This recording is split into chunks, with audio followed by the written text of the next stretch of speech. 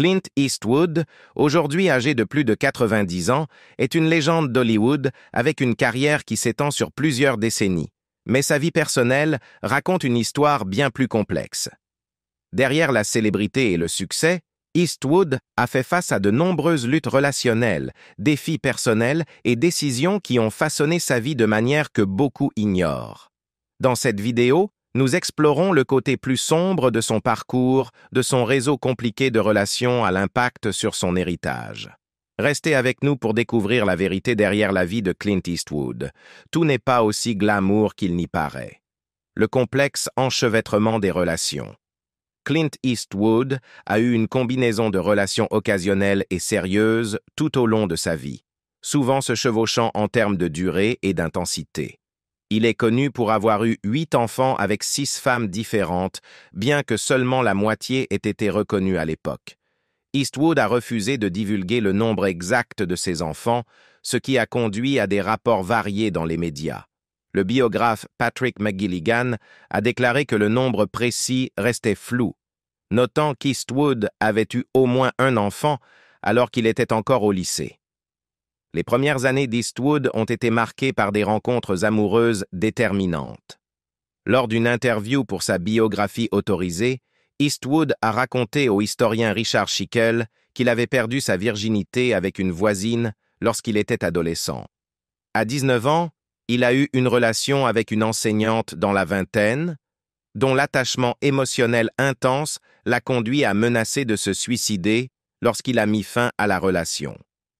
Réfléchissant à cette épreuve en 1987, Eastwood a déclaré « Il y a eu juste une petite incompréhension sur la gravité de la situation. » Selon ses propres mots, les aventures romantiques d'Eastwood à cette époque étaient nombreuses, bien que les détails restent rares. Une relation, cependant, s'est avérée conséquente. En 1953, Eastwood a rencontré Margaret Maggie Johnson lors d'un rendez-vous à l'aveugle à San Francisco. Johnson, secrétaire à l'époque et sur le point d'obtenir son diplôme de l'Université de Californie à Berkeley, a été charmé par le tempérament réservé d'Eastwood. Eastwood se souvient qu'ils se sont très bien entendus dès le départ, mais il a continué à sortir avec d'autres femmes. Une de ces relations, avec une femme non nommée à Seattle, a donné lieu à une grossesse. Leur fille, Lori Murray, est née en février 1954 et a été placée en adoption.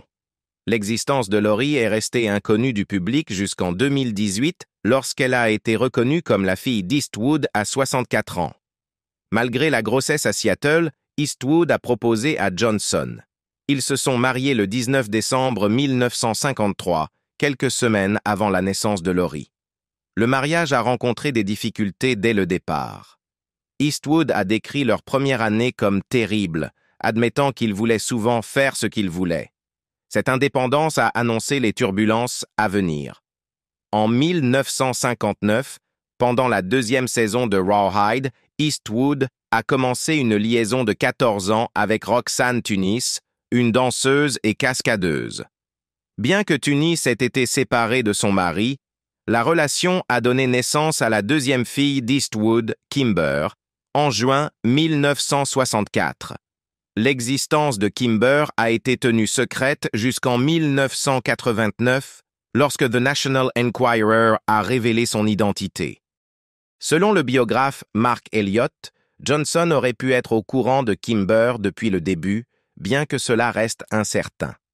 L'actrice Barbara Eden, témoin des interactions entre Eastwood et Tunis, a suggéré que le mariage Eastwood-Johnson était quelque peu ouvert.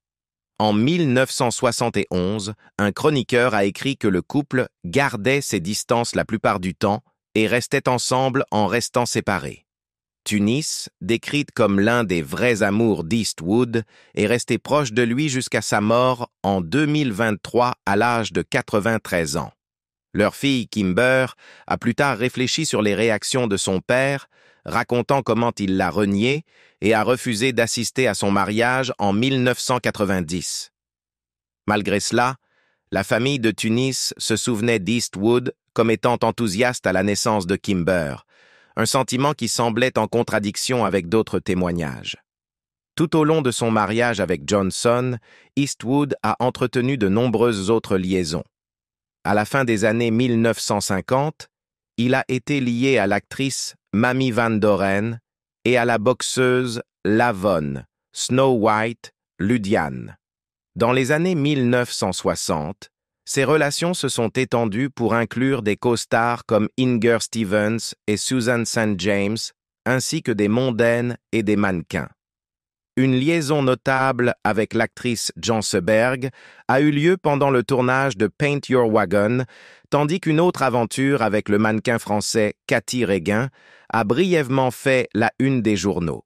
Selon les biographes d'Eastwood, ces aventures reflétaient sa vision du mariage comme quelque chose à quoi il pouvait revenir par intermittence pour de la stabilité. Malgré leur lutte conjugale, Eastwood et Johnson ont eu 2 enfants ensemble, Kyle, né en 1968, et Allison, né en 1972. Pendant cette période, Johnson a exprimé le désir de se réconcilier et de fonder une famille, ce qui a conduit à une stabilisation temporaire de leur relation. Au début des années 1970, les entrelacs romantiques d'Eastwood se sont étendus à des personnalités publiques notables. La critique gastronomique Gail Green a décrit une aventure avec Eastwood pendant le tournage de Two Mules for Sister Sarah, tandis que la biographe Rhea Brown a affirmé que la nageuse Anita Loest avait avorté d'un enfant d'Eastwood sans son consentement. À cette époque, la relation d'Eastwood avec le mannequin français Daniel Cotet a également attiré l'attention, Cotet ayant obtenu un petit rôle dans l'un de ses films. À la fin des années 1970, le mariage d'Eastwood avec Johnson était arrivé à son terme. Leur séparation a marqué la fin d'un chapitre tumultueux dans la vie d'Eastwood, défini par son interaction complexe entre ambition personnelle, relations amoureuses et responsabilité familiale. Réfléchissant à ces années, Eastwood a un jour déclaré que ses relations étaient marquées par des malentendus et des attentes non comblées, un thème qui traverse sa carrière et sa vie personnelle. En 1972, Clint Eastwood rencontra Sondra Locke, une actrice mariée, grâce à leur amie commune Jo Hymes. Le mariage de Locke avec Gordon Anderson était platonique, et elle se lia rapidement avec Eastwood. En 1975, leur liaison débuta pendant le tournage de Josey Wales hors-la-loi. Eastwood assura à Locke que son mariage avec Maggie Johnson était terminé et lui écrivit même une chanson intitulée « She Made Me Monogamous ». Après le tournage, Locke emménagea dans la maison d'Eastwood à Sherman Oaks, mais, se sentant mal à l'aise, ils déménagèrent à Bel Air. Ils alternaient entre leur propriété en Californie, dans l'Idaho, et le Rising River Ranch, acheté sur le domaine de Bing Crosby. Leur relation fut mise à l'épreuve lorsque Locke subit 2 avortements et une ligature des trompes à la fin des années 1970, des décisions qu'elle regretta par la suite.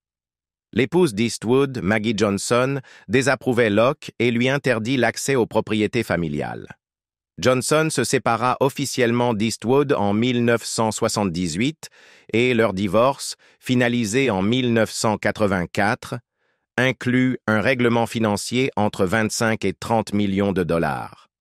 Pendant ce temps, Locke resta légalement marié à Anderson, ce qui causa des tensions avec Eastwood.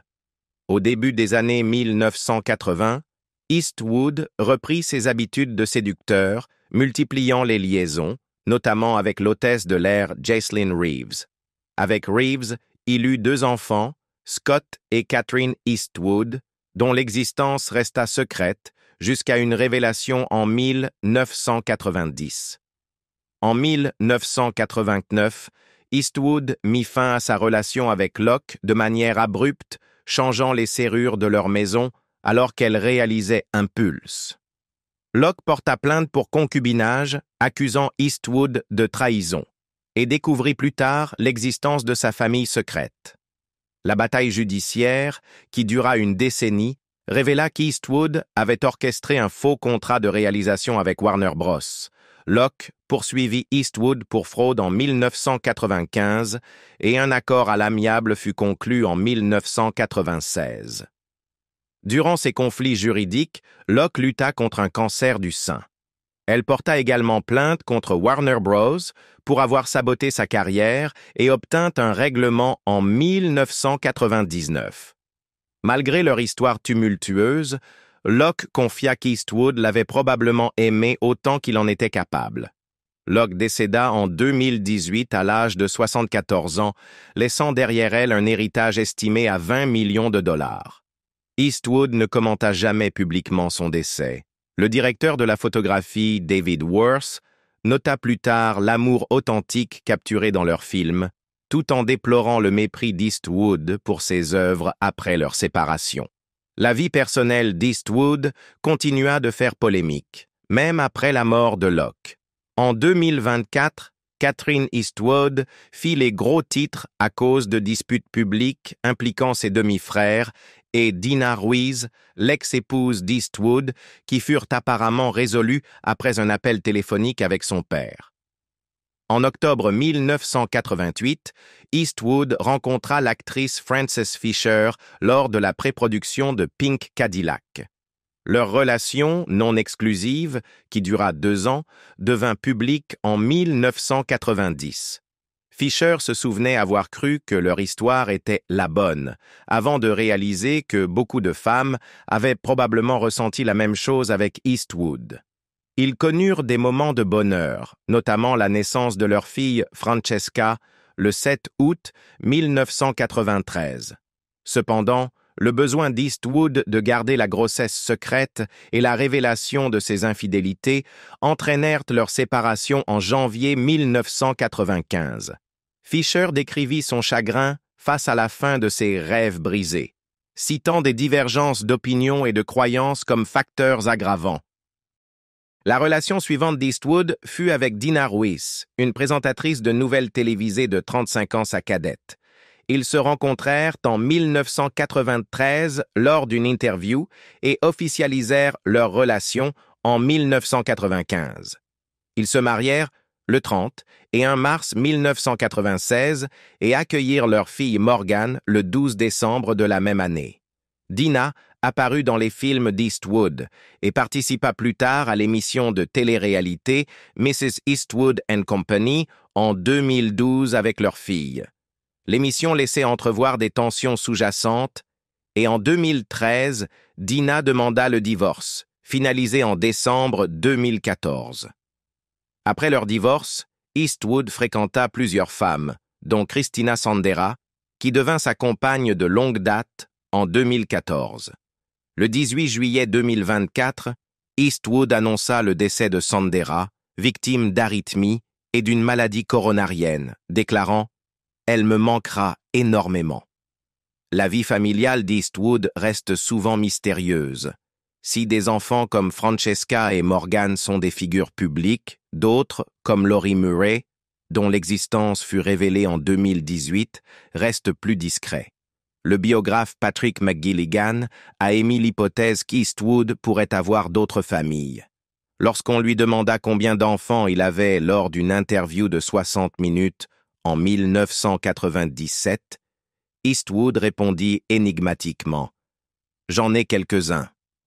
Malgré ses controverses personnelles, Eastwood a maintenu des relations amicales avec certaines de ses anciennes partenaires, notamment Frances Fisher, avec qui il partage une amitié et des apparitions publiques occasionnelles. En 2004, Fisher déclara « Quand vous avez aimé quelqu'un, si vous ne détruisez pas tout par des mesquineries, l'amour reste toujours présent. Survivre à un crash aérien mortel. Malgré une vie personnelle compliquée, le parcours de Clint Eastwood témoigne de sa persévérance et de sa détermination sans relâche. Né en 1930 à San Francisco, la famille d'Eastwood a déménagé plusieurs fois dans les années 30, alors que son père occupait divers emplois. Ils se sont finalement installés à Piémont, en Californie, où ils ont vécu dans une relative aisance, bien que Clint ait plus tard évoqué une enfance difficile pendant la Grande Dépression. Les années scolaires d'Eastwood furent loin d'être exceptionnelles. Il redoubla sa classe au collège de Piedmont en raison de mauvaises performances scolaires, avant d'intégrer le lycée de Piedmont où son esprit rebelle se manifesta. Expulsé pour diverses infractions, y compris pour avoir écrit une suggestion obscène sur un tableau d'affichage, il fut transféré au lycée technique d'Oakland. Bien que ses professeurs l'encourageaient à participer à des activités théâtrales, les intérêts de Clint se tournaient ailleurs, les voitures rapides, les femmes faciles et la reconstruction de moteurs. Malgré son manque d'enthousiasme pour les études, Eastwood développa une passion pour le piano, jouant du ragtime jusqu'à ce que ses doigts saignent. Il reste incertain s'il a officiellement obtenu son diplôme en 1949, bien que son ami d'enfance Fritz Mainz ait suggéré que Clint est simplement parti et a commencé à s'amuser.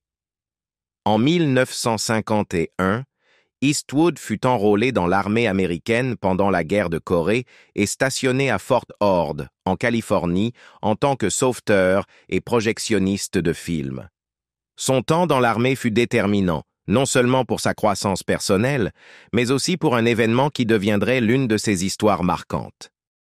Le 30 septembre 1951, Eastwood était passager d'un bombardier plongeant Douglas AD-1Q, revenant d'un rendez-vous à Seattle lorsque l'avion manqua de carburant et se posa d'urgence dans l'océan Pacifique au large de Point Reyes. Clint et le pilote réussirent à nager 2 miles jusqu'à la sécurité, une expérience qui le marqua profondément. Revenant sur cet incident, Eastwood se souvint « Je pensais que j'allais mourir, mais ensuite, je me suis dit que d'autres personnes avaient survécu à ce genre de situation. J'ai gardé les yeux fixés sur les lumières, sur la côte, et j'ai continué à nager. » Après sa libération de l'armée en 1953, Eastwood retourna en Californie, enchaînant divers petits boulots pour joindre les deux bouts. Il géra un complexe d'appartements à Beverly Hills, fit le plein dans une station-service et creusa même les fondations de piscines. Accepter tous les emplois pour poursuivre son rêve hollywoodien. Les graines de la carrière de Clint Eastwood à Hollywood ont été semées lors d'une rencontre fortuite lors d'une fête à Malibu avec le réalisateur Howard Hawks, dont le travail influencerait plus tard le style d'Eastwood. Malgré cette rencontre prometteuse, l'entrée d'Eastwood dans l'industrie cinématographique ne fut pas immédiate. Il fréquenta brièvement le Los Angeles City College, mais il se laissa rapidement attirer par d'autres activités. Sa véritable chance arriva au milieu des années 1950, lorsqu'un agent de casting remarqua son physique robuste et signa un contrat avec lui chez Universal Studios. Au début, il occupa des rôles mineurs, apprenant les ficelles du métier tout en continuant à travailler dans des emplois manuels pour joindre les deux bouts. Universal Studios, alors connu sous le nom d'Universal International, filmait à Fort Ord lorsque l'assistant d'un producteur remarqua la présence marquante d'Eastwood et l'invita à rencontrer un réalisateur. Chuck Hill, un homme en poste à Fort Ord et ayant des connexions à Hollywood, joua un rôle clé dans cette rencontre. Après avoir retrouvé Eastwood à Los Angeles, Hill fit appel à une opératrice téléphonique amoureuse pour faire entrer clandestinement Eastwood chez Universal Studios. Là, ils le présentèrent au directeur de la photographie Irving Glasberg, qui, impressionné par son apparence, organisa une rencontre avec le réalisateur Arthur Lubin. À l'époque, Eastwood travaillait de nuit dans une station-service, essayant de joindre les deux bouts. Lubin, séduit par la grande et robuste prestance d'Eastwood, organisa un essai. Cependant, l'audition révéla un talent brut et non poli.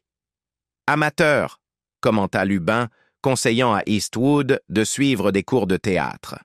Malgré ses critiques, Lubin aperçut un potentiel et lui obtint un contrat à $100 par semaine en avril 1954.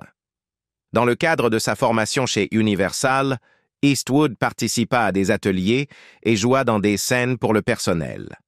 Un exercice particulièrement mémorable consistait à se déshabiller maladroitement pour une représentation de The Petrified Forest. Ses efforts furent critiqués pour son ton murmuré, sa posture rigide et son rythme lent. Les autres acteurs le qualifièrent de paysan, et même son biographe Patrick McGilligan nota qu'Eastwood manquait du charisme d'un homme de tête à ses débuts. Malgré de nombreuses auditions tout au long de 1954, il essuya rejet après rejet pour des films comme Six Bridges to Cross, Brigadoon et The 7-Year Itch. Son premier rôle au cinéma, une petite apparition dans Revenge of the Creature, ne lui donna que peu de visibilité. En juillet 1954, Eastwood joua un technicien de laboratoire dont le seul moment mémorable fut de perdre un rat de laboratoire dans sa poche. Bien que ce rôle fût petit, il lui offrit un aperçu de l'expérience.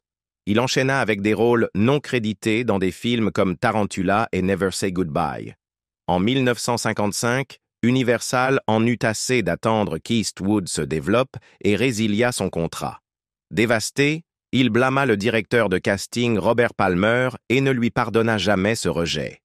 Des années plus tard, lorsque Palmer chercha du travail auprès de la société de production d'Eastwood, il fut purement et simplement rejeté. La pression financière força Eastwood à creuser des piscines et à subir d'autres rejets. Même son idole James Dean le repoussa froidement lors d'une brève rencontre. Ces défis mirent à l'épreuve sa résilience, mais la détermination d'Eastwood resta inébranlable. Une fois, accosté par des voyous armés devant un restaurant, Eastwood les fixa de manière défiante, les provoquant à agir. Une autre fois, il repoussa des marins qui se moquaient de ses aspirations hollywoodiennes, envoyant 2 d'entre eux à l'hôpital. Sa carrière d'acteur semblait vouée à l'échec lorsque Ambush at Cimarron Pass, son rôle le plus important jusqu'alors, s'avéra un désastre. Eastwood le décrivit plus tard comme le pire western jamais réalisé et sombré dans une profonde dépression. Envisageant d'abandonner la comédie, il se préparait à retourner à l'école et à repartir de zéro. Cependant, le destin lui réservait un autre rebondissement. Une rencontre fortuite à CBS conduisit à un test d'écran pour Rawhide. Sans attente, Eastwood offrit une performance qui attira l'attention des producteurs. En 1959, il décrocha le rôle de Rowdy Yates, ce qui le propulsa vers la célébrité et le sauva de l'obscurité. La grande chance d'Eastwood avec Rawhide, une série télévisée diffusée de 1959 à 1965, lui apporta une reconnaissance nationale. Cependant, il aspirait à des rôles plus stimulants. Il trouva sa place dans les spaghetti westerns du réalisateur italien Sergio Leone, à commencer par A Fistful of Dollars. Ces films établirent l'image d'Eastwood comme l'anti-héros stoïque et moralement ambigu et le propulsèrent à la célébrité internationale. Son travail avec Leone, dont For a Few Dollars More et The Good, the Bad and the Ugly, redéfinissait le genre du western et cimenta la place d'Eastwood dans l'histoire du cinéma. Malgré sa célébrité croissante, Eastwood resta énigmatique. Sondra Locke, sa compagne de longue date, nota des divergences dans sa représentation d'une enfance humble et difficile, décrivant son enfance comme privilégiée avec une piscine et un abonnement à un club de campagne.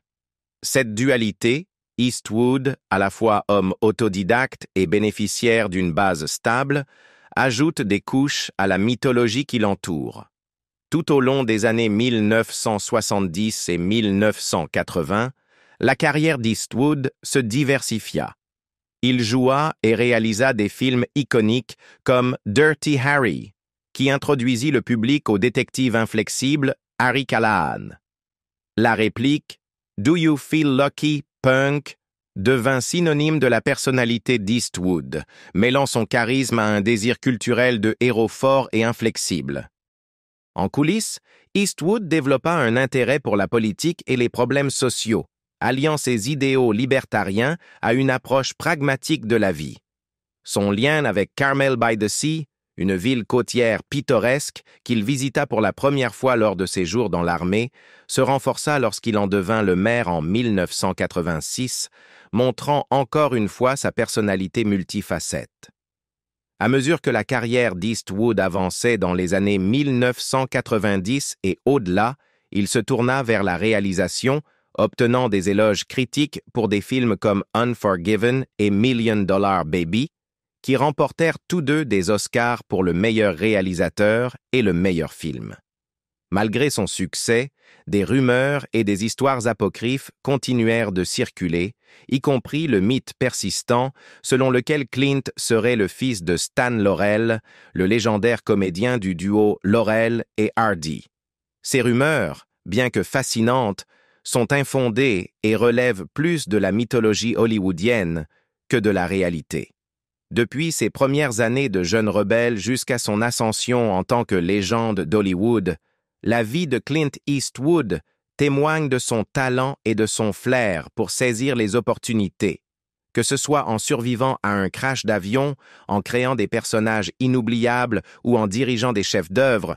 Le parcours d'Eastwood souligne une capacité remarquable à s'adapter et à prospérer face aux défis, incarnant l'esprit même de l'individualisme robuste qu'il a souvent représenté à l'écran. Alors qu'Eastwood entre dans ses 90 ans, sa vie offre un mélange de triomphes et de luttes personnelles que beaucoup ignorent peut-être. Bien que sa carrière reste légendaire, il est évident qu'en coulisses, tout n'a pas toujours été facile. Que pensez-vous du parcours de Clint Eastwood dans la vie? Est-ce que sa vie personnelle modifie votre vision de sa carrière iconique? Partagez vos réflexions dans les commentaires ci-dessous et n'oubliez pas de liker et de vous abonner pour plus d'aperçus sur la vie des légendes d'Hollywood.